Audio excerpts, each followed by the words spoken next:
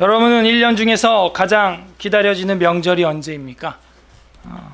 여러분 기억에 가장 남는, 가장 기대되고 고대되는 명절이 언제일까요? 우리 학생들은 설이라 그러는데 이유가 있죠. 그때 이제 캐시가 허리를 숙일 때마다 떨어지니까. 근데 이제 나이 좀 드시고 뭐 자녀를 이제 출가하고 결혼하신 분들은 설 아닙니다. 캐시가 너무 많이 나가 그때는 또, 그죠?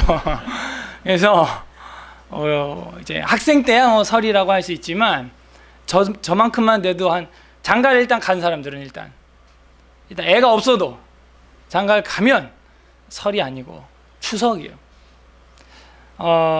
청년들까지도 뭐 추석 별로일 수 있어요. 전혀 떡 먹고 떨어지는 거니까, 그죠? 송편을 먹든지 뭐 그냥 끝이에요. 그런데 이제 나이를 좀 드시고 결혼하신 분들은 그래도 추석이 낫습니다. 조카들한테 뭐 만나서 용돈도 우린 주는 문화가 있긴 하지만 그 설만큼 타격이 크진 않아요. 그래서 이 추석이 또 올해부터 더 기다려지는 이유는 대체 공휴일이 있기 때문에 거의 일주일 정도를 쉰다는 것. 차마 예상치도 못했는데 이렇게 휴일이 또 빠르게 우리를 기다려주고 다가와줘서 감사한 마음이 듭니다. 8월에 여름휴가 다녀오셨잖아요. 그러고 나서 이제 좋은 시절 다 갔네 라고 생각할 때쯤 이렇게 딱 추석이 오니까 굉장히 유쾌하고 뭔가 승리한 느낌? 뭐 이런 생각이 들고, 좀 이래야 좀 살만하지 뭐 이런 생각들 들지 않나요? 네. 그래서 우리가 잊지 못할 명절들이 있고 기다려지는 명절들이 있습니다. 그래서 오늘은 우리 한국 사람들이 아주 가장 큰 명절을 지키는 한가위라고 합니다. 여러분 한가위의 뜻을 알고 계실 줄로 압니다. 가위가 한 개란 얘기인지, 기사를 보니까 가위 눌리는 날 막 이렇게 해가지고, 아무튼 며느리들은 가위 제일 많이 눌린답니다. 한가위 때 전 200장 붙이고 막 다음날 가위 눌리고 이런다고 한가위라 그러는데 그게 아니고요. 이 한가위는 순수 한국말이죠. 이 한이라고 하는 것은 크다라는 뜻이에요. 어떻게 한이 크다냐? 크다라는 그 뉘앙스로 우리가 많이 써요. 숨도 한숨. 그럼 뭐예요 이게? 이렇게 크게 한번 숨을 쉬죠? 한숨이라고 하는 거예요. 한물이라는 말도 있는데 우리가 잘 안 쓰는데, 한물이 뭐예요? 그 물이 많다는 겁니다. 한물 같다는 얘기가 그 큰 홍수, 한물 할 때 홍수를 말하는 거예요. 홍수는 한자죠. 그래서 한이라는 뜻은 크다라는 뜻이고, 가위라는 말은요, 이 가위가 아니고, 이 가위 하는 말은요, 가장 가운데 위치했다 하는 게 가위 하는, 우리 성삼이 삼위 그러죠. 뭐 그런 말인지 모르겠는데 아무튼 그 가장 가운데다 합치면 뭐예요? 가장 크고 가운데 되는 날이다 하는 거예요. 그리고 달도 그때 보면 어때요? 가장 크고 그냥 가운데가 훤한 그런 달인 거예요. 뭐 이번에 내일 뜨는 달은 뭐 올해 중에서 가장 큰 달은 아니고 보름달이 중에서 한 두 번째로 큰 달이라고 하는데, 그런 뜻을 가지고 있습니다. 이거를 우리가 이제 한자로 말하면 이제 중추절이다 라고 말을 하고, 추석이다 이런 말을 하게 되죠. 그래서 우리 음력으로 한 8월 중순을 말합니다. 이때가 아무튼 가장 중요하고 가장 큰 날이라는 거예요. 그래서 이날은 뭐가 가장 가운데고 뭐가 가장 크다는 것이냐? 먹을 것도 가장 많고 가장 크다는 거예요. 저 보름달처럼. 기분도 가장 크고 가장 왠지 좋다는 거예요. 날씨도 굉장히 좋죠. 지혜로운 분들은 9월 첫째 주에 휴가를 갑니다. 그래서 제가 매년 9월 첫째 주를 주목하고 있어요. 9월 첫째 주를 이렇게 보는데 거의 9월 첫째 주 토요일에는 비가 와도 잠깐 오고 해가 반짝거리고 뜨거운 날씨고, 거의 막 우중충하게 비 오는 걸 제가 한 수년간 못 봤습니다. 거의 한 10년 가까이 제가 체크하고 있는데, 진짜로 좀 9월 첫째 주 토요일만 봐요. 왜냐? 비수기예요. 비수기라 뭐 어디 뭐 워터파크 뭐 이런데 뭐 베이 뭐 이런데 가도 싸요. 9월을 딱 넘어가면서 비수기로 돼요. 그래서 날씨도 좋아요. 그래서 날씨도 좋다 하는 거야. 그 다음에 결론적으로는 뭐예요? 한마디로 쉬운 말로 놀기 가장 좋은 날이다. 날씨도 좋고 하늘도 높고 구름도 아주 감성을 자아내는 하늘을 보여주고요. 예, 휴가비도 싸고 아주 좋은 날이죠. 그래서 우리나라 속담에 이런 말 있죠. 더도 말고 덜도 말고 늘 한가위만 같아라. 이 쉬운 말로 무슨 얘기예요? 그냥 평생 놀고 싶다 이 얘기죠. 예. 아 진짜로 그냥 더도 말고 그냥 평생 놀고 싶다. 당연하지. 다 놀고 싶죠. 그래서 아시아권에 있는 중국이나 일본이나 이런 나라에도 중추절이라는 말을 쓰는데 우리 한국에서는 이제 추석이라는 말도 사실은 잘 이제 안 쓰고 한가위라는 말을 이제 우리말로 쓰기로 했는데 아직 완벽히 전환은 안 돼 있는 것 같습니다. 어쨌든 동양에서 가장 큰 명절이라는 거예요. 그 다음에 서양에서는 없냐? 서양에도 있어요. 뭐예요? 네, Thanksgiving Day 해가지고 추수감사절이에요. 추수감사절. 그래서 서양 사람들도 그날에는요 죄 없는 칠면조를 죽이고요. 그 칠면조를 갖다가 잡아서 같이 먹으면서 파티를 하는 거예요. 가족끼리. 그래서 서양 사람들도 아무튼 추수감사절 이러면은 가장 큰 절기라고 할 수가 있습니다. 오늘 우리가 읽은 명절에도 가장 큰 명절이 하나 나오는데 이것은 유대인에게 가장 큰 명절이에요. 유대인들이 가장 크게 여기는 명절이 바로 성경 요한복음 7장 전체에 거쳐서 나옵니다. 그래서 우리가 읽은 거는 9절까지 읽었지만 우리가 마지막 52절, 53절까지 크게 서머리를 하면서 살펴볼 거예요. 저희가 대하설교를 지난주까지 사사기 마쳤죠? 창세기부터 사사기까지 한 장도 안 빠지고 설교를 다 했습니다. 2년 5개월 안에. 굉장히 빠른 거예요. 다른 교회는 에베소서가 1년가 한 권이. 그 6장짜리가 1년 동안 간다고요. 근데 우리는 창세기부터 사사기까지 2년 5개월 만에 다 끝냈어요. 한 장도 안 빠지고 모든 절을 다 읽어가면서. 그래서 잠깐 홀딩해 놓고 다음 주에 룻기 이제 제가 그 인트로덕션을 하고 들어가야 되는데 명절이라서 또 많이 빠지기도 하셨고 제가 명절을 맞이해서 시의 적절한 하나님의 말씀을 좀 전하고자 합니다. 유대인들에게 이와 같은 명절은 1년 중 어느 때에도 없습니다. 요한복음 7장 1절에 보게 되면 그 후에 예수께서 갈릴리에 다니시고 유대에 다니려 아니하심은 유대인들이 죽이려 함이라 하는 거예요. 하면서 2절에 유대인의 명절인 초막절이 가까운지라 하는 거예요.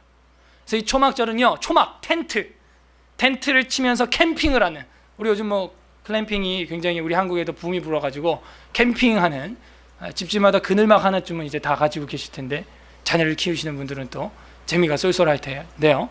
그거예요. 캠핑, 초막을 쳐놓고 7일 동안 지키는 절기예요. 우리랑 비슷하죠. 7일 동안 지키는 절기고 마지막 8일째는 큰 페스티벌로, 파티로 딱 끝내요. 그래서 이 초막절은 어떤 절기입니까? 애굽에서 400년 동안 노예 생활을 하다가 광야로 출애굽을 하고 출애굽에서 광야에서 40년 동안 또 고생하면서 하나님의 인도하심을 받았던 그 은혜의 기억을 추억하는 명절이에요. 그래서 유대인들에게 가장 중요한 명절 중에 하나입니다. 7일 동안 뭐 하느냐? 이거 우리가 신명기 31장에서 공부했죠? 뭐 하는 절기예요? 하나님의 말씀을 읽고 배우고 가르치는 절기예요. 7일 내내 하나님의 말씀, 오경을 배웁니다. 공부합니다. 남녀노소 모든 사람들이. 이게 명절 중에 명절이죠. 제가 꿈꾸는 명절이 사실 이런 건데요. 온 가족이 만약에 다 신자라면 뭐 제사 문제 이런 걸로 싸우는 일이 없다면 온 가족이 다 믿는 자라면 온 가족이 다 친척들이 모여가지고 이 명절을 지키는 거예요. 이 추석을 이런 초막절로 지키는 거예요. 뭐 하는 거예요? 어린 아이로부터 어른까지 다 말씀을 배우고 읽고 나누는 그런 절기로 보내는 거예요.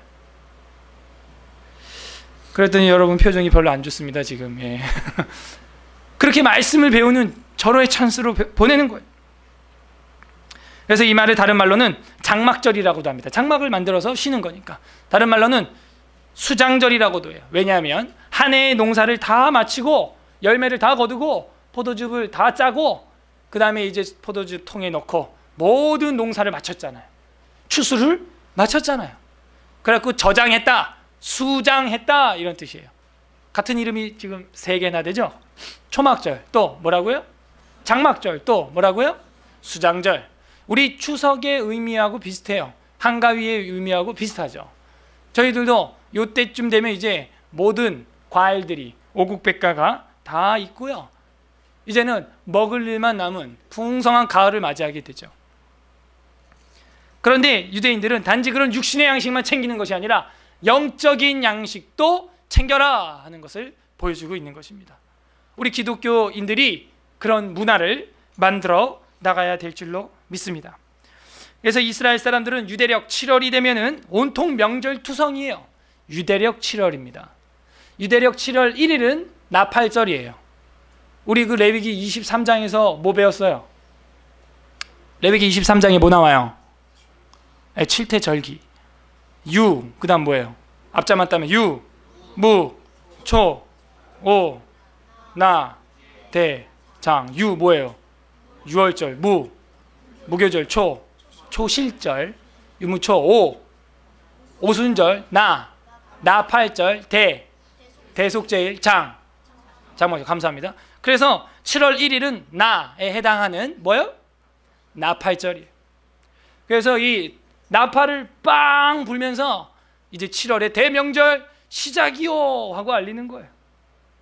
명절의 시작이요 하고 알리는 거예요. 그러고 나서 7월 10일이 되면 9일이 딱 지나면요.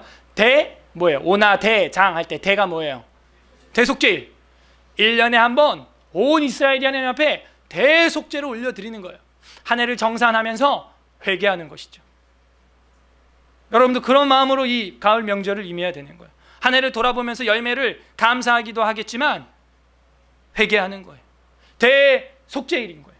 그 다음 7월 15일, 그로부터 5일이 또 지나면 또 명절이에요. 뭐냐면 오늘 나오는 초막절이에요. 7월 15일부터 7일간 말씀을 배우면서 함께 캠핑을 하고 저 하늘의 달과 별을 보면서 하나님이 광야에서 이끌어 주신 은혜를 생각하고 그렇게 7일이 지납니다. 그러면 8일째 될 때 잔치를 벌이면서 단 것을 마시고 먹고, 뭐 준비하지 못한 사람들에게는 나눠주기도 하고 잔치를 벌이는 거예요. 그렇게 해서 7월의 명절들이 다 지나가게 되는 것입니다. 7월 전체가 명절인 거예요. 그래서 이 초막절이 그 가장 마지막에 있는 하이라이트 명절이다 하는 걸 알 수가 있습니다. 한마디로 초막절은 육신의 양식만 추수할 뿐 아니라 하나님 앞에서 캠핑을 하면서 영적인 양식을, 즉 성경을 듣고 배우고 지키며 하나님을 경외하는 시간으로 보내게 되는 것이죠. 이것이 진정한 추수다라고 할 수가 있어요. 진정한 가을밤이라고 할 수 있죠. 즉 하나님을 인정하고 받아들이는 명절 중에 명절이다 하는 거예요. 신앙을 추수하고 신앙의 열매를 확인하는 명절 중에 명절이다 하는 거예요. 그것은 유대인에게 1년 중에 가장 가운데 되는, 그리고 가장 큰 일이 되는 우리나라의 한가위와 같은 명절이 된다 하는 것이죠. 우리 역시 이렇게 긴 휴식과 맛있는 오곡백과를 먹으면서 또 감동에 빠질 만한 날씨를 바라보면서 이걸 허락하신 분이 하나님이심을 알아갈 때 진정한 한가위 명절이 될 줄로 믿습니다. 그래서 오늘 본문 속에서 명절의 기승전결을 볼 거예요. 이 기승전결을 보면서 진정한 한가위의 명절, 진정한 한가위 명절이라는 제목으로 그 의미를 상고해 보고자 합니다. 먼저 첫째로 진정한 우리 한가위 명절이 되려면, 크고 가운데 되는 명절을 우리가 누리려면은 첫 번째로 악에서 돌이켜 예수님께 와야 한다 하는 것입니다. 악에서 돌이켜 예수님을 믿을 때, 예수님을 만날 때 진정한 크고 가운데 되는 명절을 우리가, 내 영혼의 명절을 맞이하게 되는 것이죠. 그 파트가 1절부터 13절까지 나와요. 이게 기승전결의 명절의 초기에 해당될 때의 분위기입니다. 한번 읽어보겠습니다. 2절부터 볼까요? 아니, 다시 1절부터 봐야죠. 그 후에 예수께서 갈릴리에 다니시고 유대에 다니려 아니하심은 유대인들이 죽이려 함이러라. 이 사람들은 악에서 돌이켜 예수님을 받아들인 것이 아니라 오히려 예수님을 죽이려고 했다는 거예요. 오히려 예수님을 몰아내려고 했다는 거예요. 이 사람들에게는 참된 명절이 올 수가 없어요. 진정한 영혼의 명절을, 영혼의 가장 크고 중심이 되는 기쁨의 날을 만날 수가 없습니다. 2절, 유대인의 명절인 초막절이 가까운지라 그의 형제들이 예수께 이르되, 그 형제들은 누구예요? 예수님의 형제를 말하는 거예요. 예수님의 형제. 그 형제들이 예수께 이르되 당신이 행하는 일을 제자들도 보게 여기를 떠나 유대로 가소서 하는 거예요. 예수님의 동생들이 예수님을 몰아냅니다. 그러면서 갈릴리에 고만 있고 유대 예루살렘까지 가가지고 도시에서도 한번 가르쳐 보시죠 하면서 하는 소리가 4절, 스스로 나타나기를 구하면서 묻혀서 일하는 사람이 없나니 이 일을 행하려 하거든 자신을 세상에 나타내소서 하니. 무슨 얘기예요? 예수님 동생들이, 예수님, 형님 정말 그런 선지자고 특별한 하나님의 사람이라면 여기 시골 나사렛 갈릴리 이쪽에서만 이러지 말고 유대에도 가서 좀 하시오 하는 건데, 그 속의 의도는 다른 유대인하고는 크게 다르지 않아요. 형을 아직 받아들이지 못하는 거예요. 그냥 형으로만 받아들이고 있는 거예요. 예수님을 예수님으로 받아들이지 못하고 있는 거예요. 그래서 5절에 보면은 이는 그 형제들까지도 예수를 뭐예요? 믿지 아니함이러라 하는 거예요. 한마디로 예수님을 배타하는 유대인들과 예수님을 배타하는 그의 예수 그리스도의 형제들의 모습을 우리가 보게 됩니다. 여러분도 여러분 마음속에 이제 그 악에서 돌이켜 주님께로 다가가고자 할 때 배탈을 당할 거예요. 이 명절에 아직도 제사 문제로 인해서 고군분투하고 있고 참 안타깝죠. 정말 부모님이 와서 그 밥을 드신다면, 돌아가신 부모님 드신다면 왜 1년에 한 끼만 차려드릴까? 저는 늘 고민이에요. 그렇게 먹고 배부를까? 해드리려면 하루 세 끼 다 해드려야지. 참, 또 뭐 오다가 빨랫줄 걸린다고 빨랫줄을 걷어내고, 아니 빨랫줄에 걸려서 못 올 정도의 그런 능력을 가진 분에게 한 해를 맡기고, 참 빨래도 못 넣는, 빨랫줄도 모르는, 그 말이 안 되지 않습니까? 저희 아버지께서는 그 예수님을 환갑 넘어서 믿으셨지만 믿기도 전부터 벌써 그런 걸 딱 이성적으로 판단하고 이건 좀 뭔가 이상하다. 자기가 소주를 뭐 한 짝을 들이분들 지금 와서 마시겠냐? 내가 먹지 차라리, 막 이러면서 예수 믿기 전부터도 이거 뭔가 이건 아닌 거다, 이런 마음을 가지고 계셨어요. 예수님 믿고 확실히 정리하셨죠. 그렇다고 뭐 산소도 안 가고 그러지는 않습니다. 가서 뭐 관리도 하고 늘 뭐 수시로. 그런데 그런 이제 조상신에게 제사한다는 잘못된 제사는 이제 하지 않죠. 하려면 하나님께 해야죠, 제사를. 예. 어쨌든 여러분도 예수님이 이렇게 유대인들과 가족들에게까지도 심지어 배탈을 당한 것처럼 악에서 돌이키고 예수님을 받아들일 때 반드시 배탈은 일어나게 되는 것입니다. 왜냐? 칼은, 검은 양날 서 있기 때문이죠.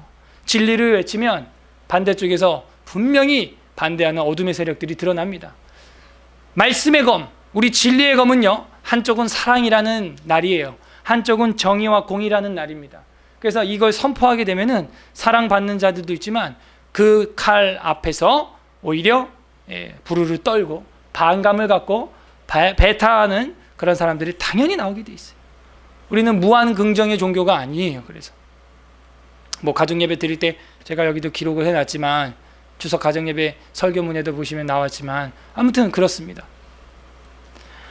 더 읽어보게 되면요, 예수를 믿지 아니하는 그 형제들 뿐만이 아니고 그 시대 전체를 일컬어서 예수님이 6절에 예수께서 이르시되 내 때는 아직 이르지 아니하였거니와 너희 때는 늘 준비되어 있느니라. 이게 무슨 얘기예요? 자, 앞뒤를 잘 생각해봐요. 예수님 보고 예루살렘 가시오, 유대로도 내려가서 하시오. 형제들이 이제 이러니까 예수님 뭐라 그래요? 내 때는 아직 이르지 아니하였다. 너희 때는 늘 준비되어 있지만, 이게 쉬운 말로 하면은 나는 지금 내려갈 만한 아직 그 때가 아니다. 너네는 늘 유대 예루살렘으로 내려갈 수 있지만 나는 지금 내려가면 안 된다 하는 거예요. 이건 뭔 소리인지 누구도 못 알아듣겠죠. 우리는 알아들어요. 무슨 소리예요 이게? 예수님의 십자가의 때가 아직 아니다 하는 거예요. 그러니까 지금 내가 내려갈 시기는 아니다 하는 거예요. 더 사역을 하셔야 되는 거죠. 그 다음에 7절에 세상이 너희를 미워하지 아니하되 나를 미워하나니 이는 내가 세상의 일들을 악하다고 증언함이라 하면서 세상이 너희를 미워하는 게 아니고 나를 미워하기 때문에 지금 내가 조금 조심스럽다 하는 거죠. 왜? 세상의 일들을 내가 뭐라고 외쳤어요? 선하다, 악하다? 악하다 하는 거야. 악하다. 그래서 악에서 돌이켜야 한다는 거예요. 내가 세상을 악하다고 얘기하는 것은, 여러분, 예수님이 입에서 그런 말이 나온다는 것은 우리가 조금 예수님, 사랑의 예수님이 그런 말 해도 되나? 그렇게 비판하셔도 되나? 하신다는 거예요. 검은 건 검다, 하얀 건 하얗다, 악한 건 악하다, 선한 건 선하다 말씀하신다는 거예요. 사랑의 예수님이죠. 예, 모든 사랑을 우리에게 보여주시고 가셨죠. 그러나 한쪽 면에서는 분명히 정의를 외치고 있어요. 공의를 외치고 있어요. 이거를 잊어버리게 되면은 그야말로 종교다원주의에 빠지게 되는 겁니다. 그냥 선행만 행하면 다 같은 종교지 뭐, 이렇게 되는 거예요. No. 기독교는 절대 진리예요. 상대적으로 변질되거나 변형될 수 없습니다. 예수님의 모습을 잘못 본 거예요. 그거는 사랑과 공의, 검의 양날을 보여주고 있는 것이죠. 그래서 악하다고 증언하였다 하는 거예요. 8절, 너희는 명절에 올라가라. 내 때가 아직 차지 못하였으니 나는 이 명절에 아직 올라가지 아니하노라. 이 말씀을 하시고 갈릴리에 그대로 머물러 계셨다 하는 것입니다. 그리고 그 형제들이 먼저 올라갑니다. 10절에 보게 되면은 그 형제들이 명절에 올라간 후에 자기도 올라가시되 나타내지 않고 은밀히 가셨다 하는 거예요. 그러니까 처음부터 올라가면은 확 사람들에게 눈이 띄고 하니까는 나중에 올라가셨다 하는 것입니다. 11절, 명절 중에 유대인들이 예수를 찾으면서 그가 어디 있느냐 하고 예수에 대하여 무리 중에서 수군거리죠. 그러니까 예수님이 처음에 안 올라간 이유가 거기 있던 거예요. 처음에부터 올라갔다면 아직 사역을 채 이루지도 못한 채 어떤 일을 당할 수가 있는 것이죠. 그래서 나중에 올라가니까 사람들이 못 찾는 거예요, 예수님을. 그래서 12절에 예수에 대하여 무리 중에 수군거림이 많아 어떤 사람은 좋은 사람이라 하며 어떤 사람은 아니라 무리를 미혹한다 하나. 그죠? 이 두 가지 반응이 나온다 그랬죠? 어떤 사람은 좋은 사람이다 하고 어떤 사람은 사람들을 미혹한다 라고 말을 했다는 거예요. 13절에 그러나 유대인들을 두려워함으로 드러나게 그에 대하여 말하는 자가 없더라 하는 거예요. 그러니까 예수에 대해서 말하는 것조차도 조심스럽다는 거예요. 그를 잡아서 때리는 것도 쉽지 않은 일입니다, 사실은. 왜? 워낙에 그 예수님이 인기가 절정이었어요, 이때는. 그리고 나서 14절부터는 뭐라고 나옵니까? 명절 언제래요? 이미 명절의 중간이 되어 있어요. 기승전결할 때 이제 중간에 해당하는 것이죠. 이제 명절 중간에 해당하는 것이 14절부터 36절까지 통째로 지나가게 됩니다. 그래서 우리가 첫 번째로 정리했던 건 뭡니까? 우리에게 가장 큰 명절은 악에서 돌이켜 예수님을 믿는 것입니다. 악에서 돌이켜 예수님을 믿지 아니하면 아무리 예수님의 친형제라 할지라도 악에서 아직 나오지 못하고 있는 거예요. 이사야서 55장 6절입니다. 안 찾아봐도 되고요. 찾아볼 수 있는 분은 찾아보시길 바랍니다. 제가 읽어드리겠습니다. 이사야서 55장 6절에서도 너희는 여호와를 만날 만한 때에 찾아라. 가까이 계실 때에 그를 부르라. 악인은 그의 길을, 불의한 자는 그의 생각을 버리고 여호와께로 돌아오라. 그리하면 그가 긍휼히 여기시리라. 우리 하나님께로 돌아오라. 그가 너그럽게 용서하시리라. 이는 내 생각이 너희 생각과 다르며 내 길은 너희의 길과 다름이라.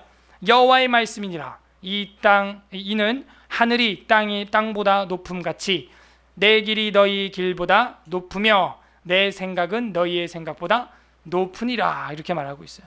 만날 만한 때 빨리 악에서 돌이켜야 돼. 가까이 있을 때, 아니 아무리 가까이 있는 형제라 할지라도 돌아오지 않으면요 주님을 만나지 못하는 거예요. 예수님을 영접할 때 우리는 그때서야 비로소 주님과의 관계가 시작되는 겁니다. 요한복음 1장 11절에서도 자기의 땅에 오매 자기 백성이 영접지 아니하였으나, 지금도 유대인들이 막 죽이려고 하죠. 하나님이 오셨는데도 영접지 않는 거예요. 영접하는 자 곧 그 이름을 믿는 자들에게는 하나님의 자녀가 되는 권세를 주셨으니 라고 말하고 있습니다. 그래서 우리가 이 두 번째 파트, 이제 명절 중간이 되었을 때 알 수 있는 것은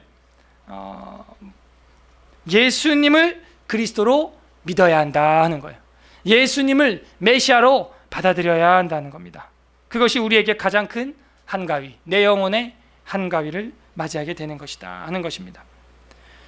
그래서 15절에 보면 유대인들이 놀랍게 여겨 이르되 이 사람은 배우지 아니하였거늘 어떻게 그를 아느냐 하니. 왜요? 명절 중간에 예수님께서 성전에서 이제 대놓고 가르치셨어요. 가르쳤는데 사람들이 깜짝 놀라는 거예요. 어떻게 저 무지한 사람이 글씨를 하냐 이러는 거예요. 16절에 예수께서 대답하여 이르시되 내 교훈은 내 것이 아니요 나를 보내신 이의 것이니라. 사람이 하나님의 뜻을 행하려 하면 이 교훈이 하나님으로부터 왔는지 내가 스스로 말함인지 알리라. 스스로 말하는 자는 자기 영광만 구하되 보내신 이의 영광을 구하는 자는 참되니 그 속에 불의가 없느니라. 혼자 떠드는 설교하는 사람은 자기 영광, 자기의 그 자랑만 한다는 거예요. 그런데 보내심을 받은 자는 하나님의 영광, 하나님의 뜻을 나타낸다는 것입니다. 19절에 모세가 너희에게 율법을 주지 아니하였느냐. 너희 중에 율법을 지키는 자가 없도다. 너희가 어찌하여 나를 죽이려 하느냐. 무리가 대답하되 당신의 귀신이 들렸도다. 누가 당신을 죽이려 하나이까. 예수께서 대답하여 이르시되 내가 한 가지를 행하매 너희가 다 이로 말미암아 이상히 여기는도다. 모세가 너희에게 할례를 행했으니 그러나 할례는 모세에게서 난 것이 아니요 조상들에게서 난 것이라. 그러므로 너희가 안식일에도 사람에게 할례를 행하지 않냐. 23절을 봅니다. 모세의 율법을 범하지 아니하려고 사람의 안식일에도 할례를 받는 일이 있거든. 내가 안식일에 사람의 전신을 건전하게 한 것으로 너희가 내게 노여워하느냐. 외모로 판단하지 말고 공의롭게 판단하라. 예수님이 늘 시비 걸렸던 게 뭐예요? 안식일에 일한다는 거예요. 예수님이 안식일에 사람 고치고 안식일에 눈먼 자를 눈뜨게 했다는 거예요. 예수님이 늘 그런 것들이 쌓여가지고 뭐라고 말합니까? 너네는 안식일날 할례 안 주냐? 모세의 율법 지키기 위해서 안식일날 너네도 그렇게 일하는 거 아니냐? 그러면서 너희들은 율법을 지키지 아니하는 자로라 이렇게 얘기를 하는 거예요. 율법을 안 지킨다는 거예요. 예수님 볼 때는. 더 나아가서 뭐 이런 거 있죠. 하나님께 예물 드렸으면 엄마 아빠한테는 안 해도 된다. 뭐 그런 거 여러분 생각하고 있어요 혹시? 하나님께 내가 드렸으면 엄마 아빠한테는 이제 아무것도 안 해도 된다. 유대인들이 그런 문화가 있었다는 거예요. 그래가지고 이런 거 이른바 코르반이라고 하는 건데, 코르반 이래서 하나님께 드린 바 됐으면 엄마 아빠한테는 안 해도 된다. 마가복음에서는 이 부분에 대해서도 하나님은 또 지적합니다. 예수님께서 잘못됐다 하는 거예요. 어떻게 하나님께 드리고 부모님한테는 안 하냐.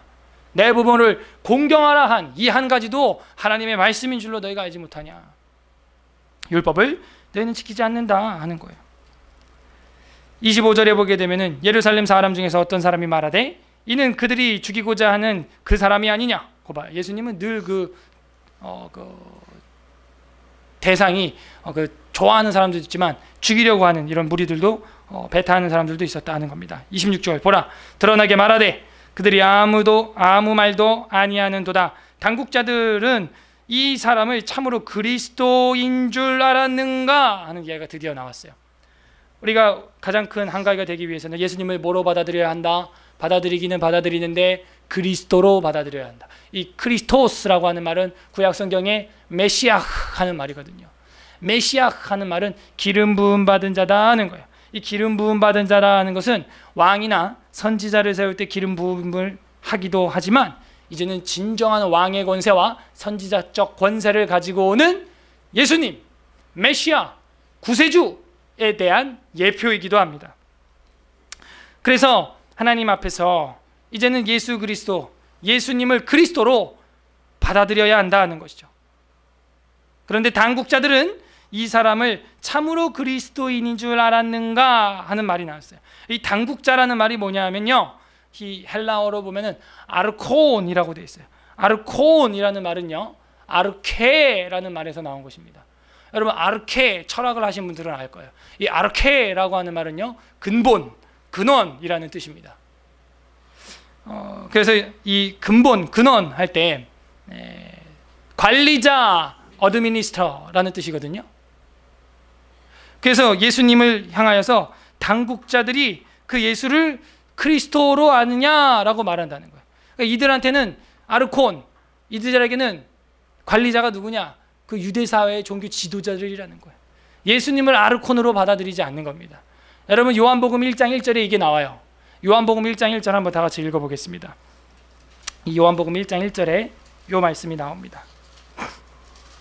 다 같이 읽어보겠습니다. 시작. 태초에 말씀이 계시니라. 이 말씀이 하나님과 함께 계셨으니 이 말씀은 곧 하나님이시라. 이게 이제 우리가 지금 보는 요한복음 7장 이제 마지막 부분하고도 연결이 되는데요.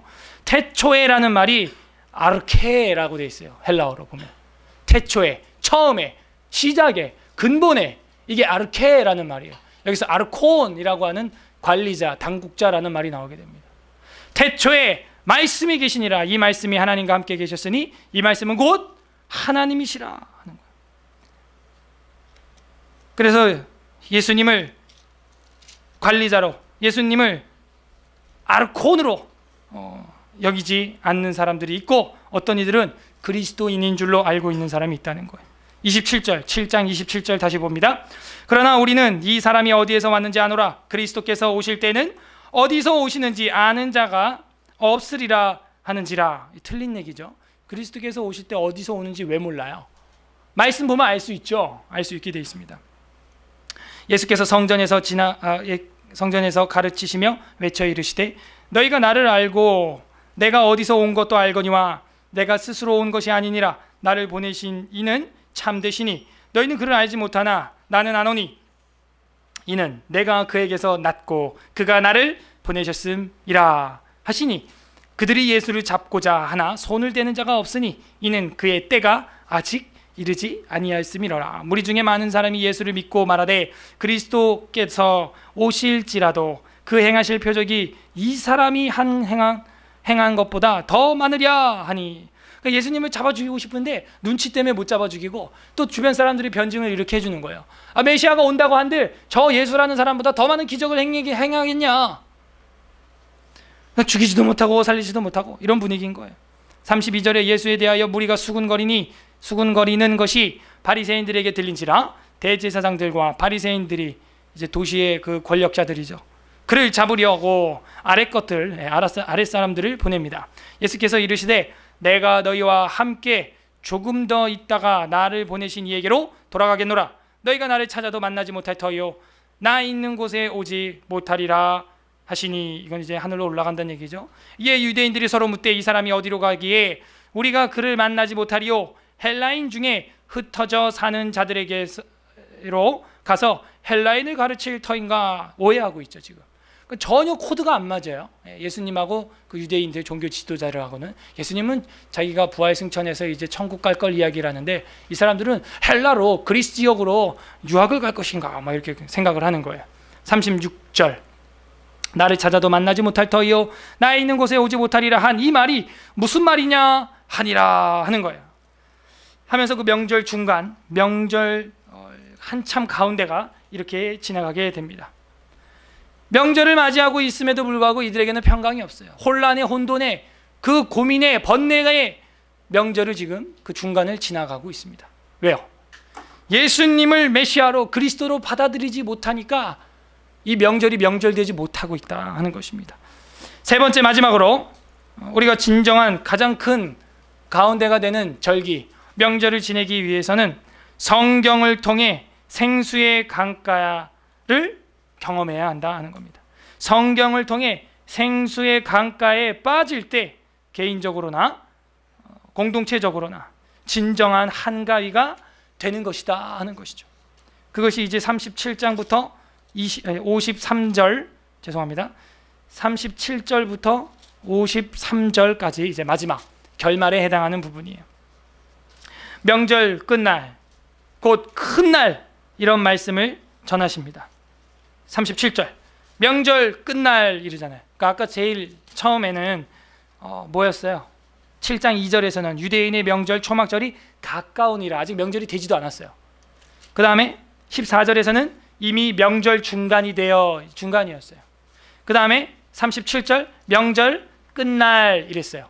명절 다 갔어요 벌써, 그죠? 그래서 명절 끝날 곧 해놓고 무슨 날이래요? 큰 날, 가장 큰 날이라는 거예요. 왜 명절 끝날이 큰 날일까요? 마지막이니까. 그 명절이 절정에 다다른 거예요. 최고의 페스티벌이 되는 거예요. 큰 날, 그 큰 날에 예수께서 서서 외쳐 이르시되 누구든지 목마르거든 내게로 와서 마시라 하는 거예요. 나를 믿는 자는 성경의 이름과 같이 그 배에서 생수의 강이 흘러 나오리라 하시니 그랬어요. 가장 피크가 되는 날, 먹을 게 얼마나 많이 나오겠어요. 얼마나 좋은 것들이 많이 나오겠어요. 그런데 그날에 예수님이 외쳐 이르셨다는 거예요. 고함쳐서 소리쳐서 이르셨다는 거예요. 가장 마셔야 할 것 중에 너희들이 하나 잊지 말아야 할 것이 뭐라는 거예요? 내게로 나와서 나를 통해서 영생수를 마시라는 거예요. 영생수. 나를 통해서 성경의 이름 같은 영생수를 마시라는 거예요. 이게 진정한 너희 영혼에, 너희 내면의 해갈을, 갈증을 해소해 줄 생수라는 것이죠. 그래서 그 배에서 생수가 강이 흘러나와서 다른 이에게도 전해줄 수 있다는 것입니다.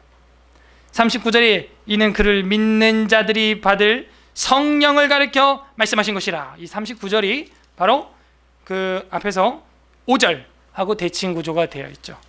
그래서 처음과 끝이 점점 이렇게 대칭으로 보이지 않습니까?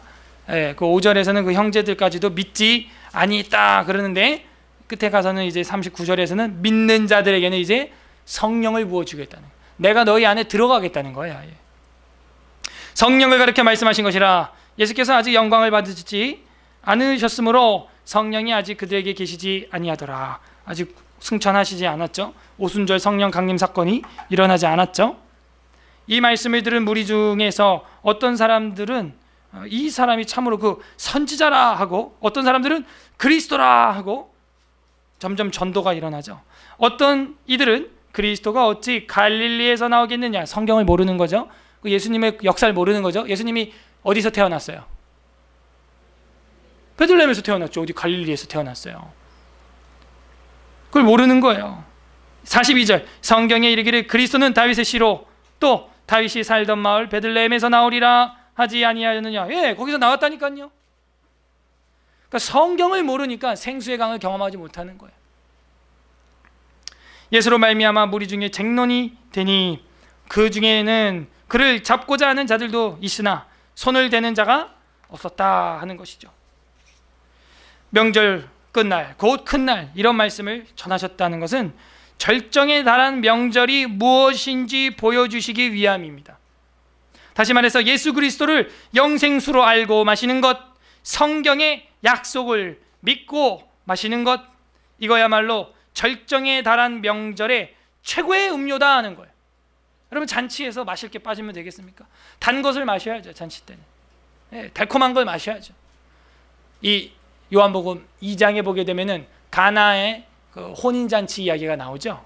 거기도 이제 포도주가 끊어지니까 예수님이 물을 어떻게 했어요? 포도주로 만들어서 마시는 장면이 나옵니다. 혼인잔치에 포도주가 빠지면 안 되는 것처럼 하나님과 인간 사이에서 최고의 잔치에서 예수 그리스도의 포도주가 빠지면 안 되는 것이죠.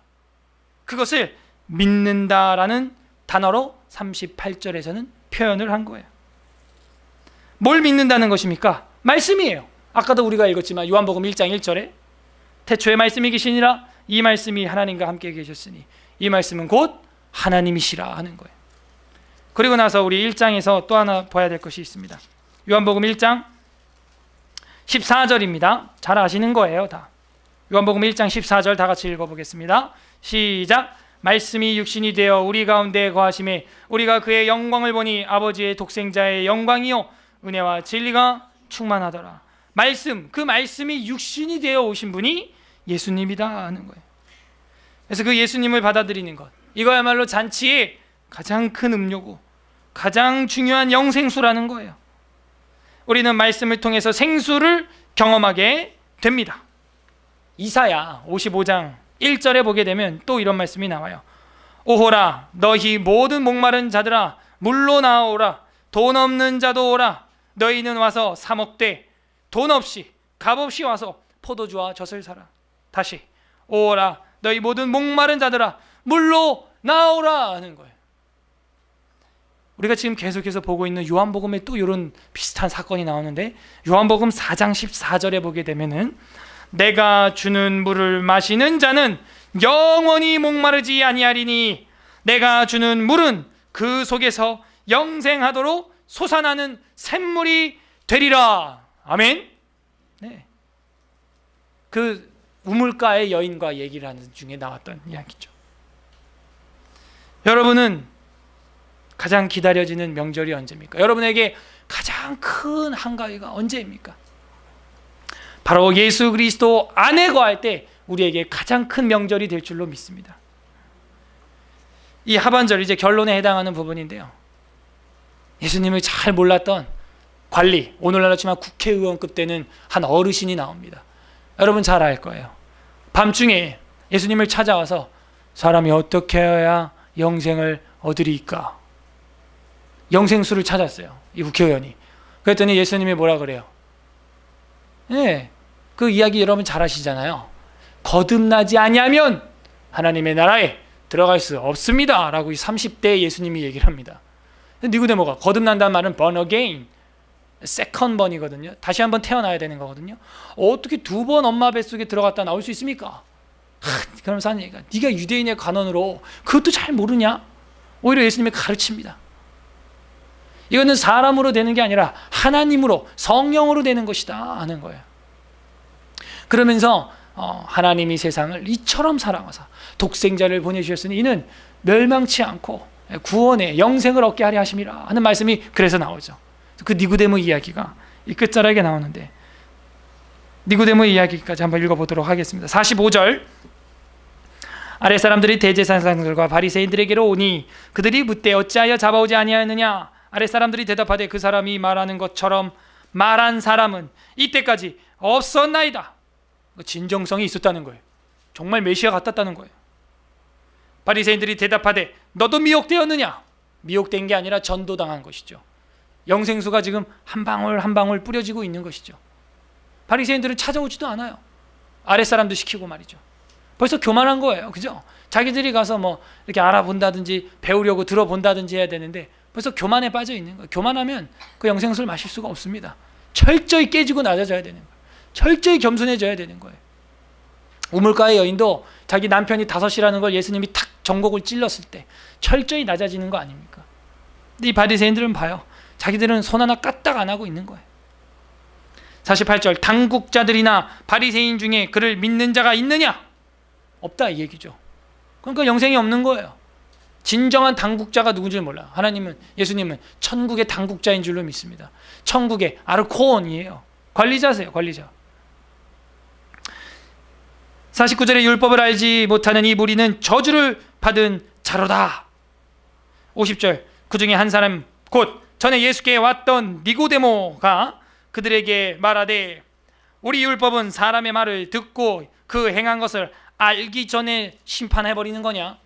아니 무슨 그런 재판이 어디 있냐? 대놓고 벌써 저주까지 해버리고. 이 니고데모는 뭔가 깨달음이 있었던 거죠.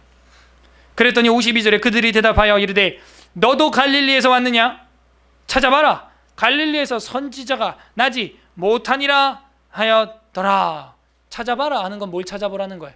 성경을 찾아보라는 거예요. 자기 깐에는 성경을 안다는 거예요.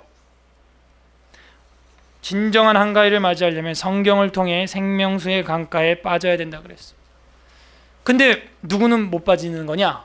나는 안다라고 생각하는 사람들은 못 빠지는 거야.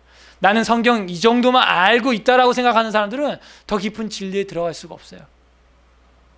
스스로 속는 거예요. 나는 잘하고 있다라고 믿고 있는 거예요. 지금 하나님의 말씀 66권을 들어본 적도 없으면서 그냥 복음서 몇 개 듣고 신약 성경 몇 개 듣고 나는 다 알고 있다고 생각하는 거예요. 이게 바리새인적 당국자들의 착각입니다. 갈릴리에서 선지가 나지 못하느니라. 못하는 거 알죠? 좀 더 자세히 읽어봐요. 진정한 선지자는 베들레헴에서 태어나고 예수님이 베들레헴에서 태어났다니까요. 조금 더 관심을 갖고 자신들이 찾아와서 그 출생을 물어보고 어디서 태어나는지 한번 겸손하게 물어보고 조사를 하고 배우고 했다면 역사는 달라졌을 수도 있어요. 그러나 당국자들과 바리새인들은 손가락 하나 까딱하기 싫어하는 부패한 종교 지도자들이었다 하는 것입니다. 그래서 53절 다 각각 집으로 돌아가고, 안타까운 이야기죠. 주님께로 돌아오지 못하고 그냥 자기 집으로 돌아가고 끝났다 하는 것입니다. 반면 니고데모는 예수 그리스도를 자신에게 영생수로 받아들여서, 거듭남의 마스터키로 받아들여서 진정한 한가위를 경험하고 있는 것입니다. 그 니고데모에게는 가장 가운데 되고 큰 날, 바로 그 예수님을 만나서 영생에 대하여 대화했던 그날인 거예요. 잊지 못하는 거예요. 예수님이 십자가에 돌아가시고 무덤에 장사 지내는 그 과정에서도 이 니고데모는 떠나지 않습니다. 끝까지 같이 있어요. 우리가 그걸 볼 수가 있습니다. 복음서를 통해서. 우리가 자칭 아무리 똑똑하고 아무리 지혜가 있다고 해도 분명히 바리새인처럼 놓치고 있고 모르는 것이 있다는 것을 잊지 마시길 바랍니다.